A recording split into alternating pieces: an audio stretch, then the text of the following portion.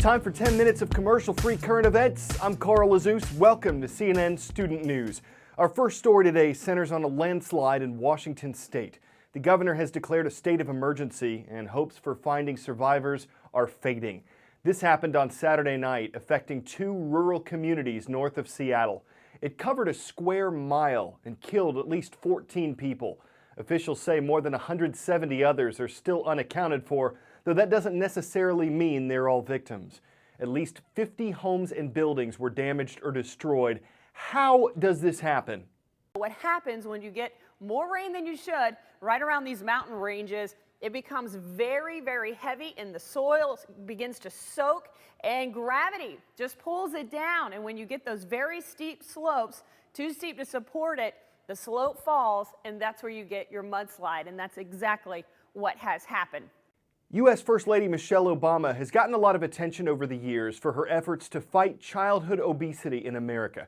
She promotes another cause involving young people. She wants them to study abroad. Right now, she's in China, where she discussed exchange programs yesterday with Chinese and international students. But she recently sat down with CNN iReport to answer some viewers' questions about studying abroad. Hi, I'm First Lady Michelle Obama, and I'm here to answer your iReport questions.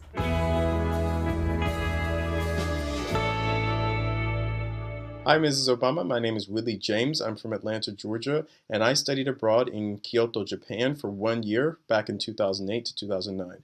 My question to you is, what advice would you give to young American students going abroad for the first time? Number one, be open. Try to enter the experience with no preconceived notions about the country you're going to or the people in that country. You've got to try to shake the fear. You can't approach these opportunities thinking that everything is going to feel good and comfortable and you'll get everything right. You're probably going to make a lot of mistakes, but you know what? That's life. In other parts of the world that you go to, they will appreciate your effort, your energy, as long as you come into the experience respecting the people and the culture that you're coming into. Hi, Mrs. Obama. My name is April Thompson, and I'm currently in Accra, Ghana. My question for you is, where did you receive your first passport stamp, and how did that experience impact the person that you are today? Our sophomore class had an opportunity to spend a week for a break in France. And initially, I was nervous about taking that week. I didn't want to ask my father to pay for that trip. It felt like an extravagance. And I remember breaking down in tears, feeling guilty about even asking him if I could go. He wanted me to have all the experiences that he didn't have. And he didn't blink an eye in paying for that trip. So I got on a plane with some of my classmates and we stayed in a youth hostel and spoke a lot of bad French and learned a lot. You heard the First Lady mention cost there, and while studying abroad can unlock a lot of cultural and educational doors for students, it's usually done at an additional fee, and not everyone can afford it. Student loans might help, but as things stand now, the average debt for college graduates who got student loans is more than $27,000. Undergraduates, you've got some company. You're not the only one leaving school with a mountain of debt. And in fact, graduate students are taking out even bigger loans, more than $57,000 to be exact. That's the median debt load for a student with a graduate degree, anything from an MBA to a master's, medical, or law degree.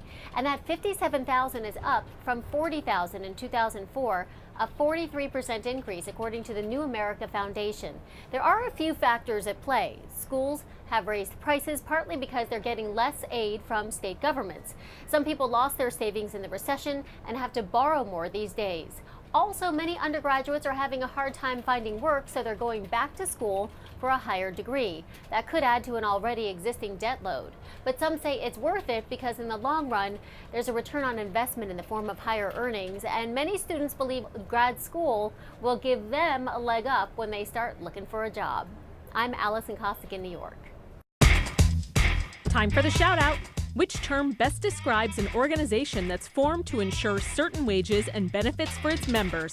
If you think you know it, shout it out. Is it merger, union, allotment, or junction? You've got 3 seconds. Go.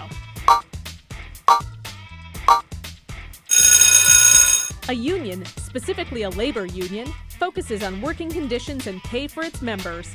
That's your answer, and that's your shout out. But that's for paid employees in the workforce. What would it look like on a college campus if football players tried to unionize? They're not paid in wages, though many of them get scholarships. They're not guaranteed medical benefits for injuries, though they have a choice about whether to play. These are questions and arguments that could be settled in court. It was Jeff Yarborough's childhood dream to play college football. This was my best season. But it could cost him a lifetime of pain. You were one of the fastest guys in the state in high school, and now you can't run. Can't run. He fractured his legs while playing and now has metal rods in both.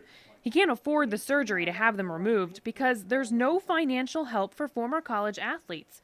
A big burden for someone with chronic injuries like his. But this would cost a significant amount of money if you were to take these out. He estimated over $20,000, between $20,000 and $30,000 to take it out. And that would all be on you. All you would on have to me. pay for that. Yep, all on me. Medical coverage is just the beginning of the criticisms against the NCAA and how they treat their college athletes. But never before have current players been so vocal in standing up for themselves. That is not until now. Last month, members of the current Northwestern football team got together and they decided they're going to try something that could revolutionize the way the NCAA works. I would like to think Northwestern would. They're trying to form a union, an incredibly bold move, given the tight control over athletes in the multi-billion-dollar industry of college sports. Student athletes don't have a voice. The idea came from former Northwestern quarterback Kane Coulter. Ironically, he got it during a college course. Almost all of his teammates back him. The current model resembles a dictatorship. Now they're taking their fights before the National Labor Relations Board. 1, 2, 3. But the team is up against their own university, which has applauded their leadership, but said, quote, student athletes are not employees, but students. And the NCAA added that, quote, their participation in college sports is voluntary. While there's growing public support for NCAA reform, some question whether this is the right approach. I think it's just very risky. Labor law professor Richard Epstein is no fan of the NCAA.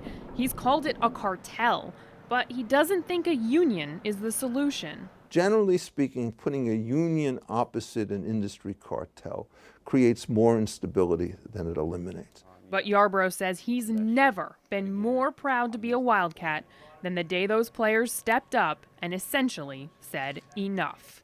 So this hearing boils down to this: whether or not the judge agrees that these athletes should be considered employees. The university says no, they're students first, but the athletes say football dominates everything they do. There's a lot of testimony about the rigors of their schedule, the amount of hours they put in, the classes that they simply don't have time to take.